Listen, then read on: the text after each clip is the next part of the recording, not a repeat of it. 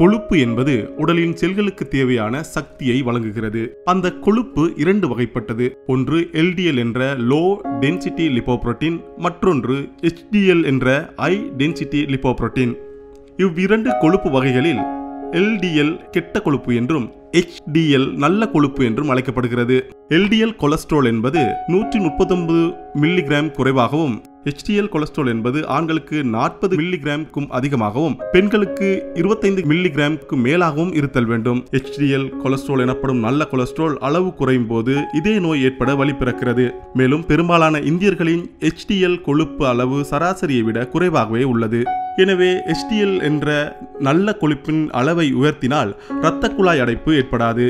HDL cholesterol அதிகரிக்க செய்ய வேண்டியவை: தினசரி உடற்பயிற்சி, புகையை விடுதல், புரத எண்ணெய் உபயோகிப்பதை குறைத்தல் போன்றவை மூலம் HDL கொலஸ்ட்ரால் அளவை உயர்த்த முடியும்.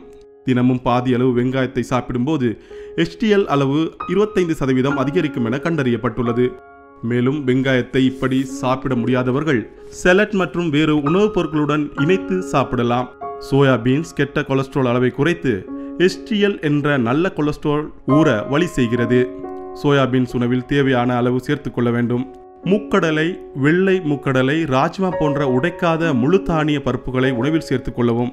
மேலும் தியான பயிற்சிகளும் மனதிற்கு சந்தோஷமான சூழ்நிலையும் நல்ல கொலஸ்ட்ரால் அளவை உயர்த்த துணை புரிகின்றன.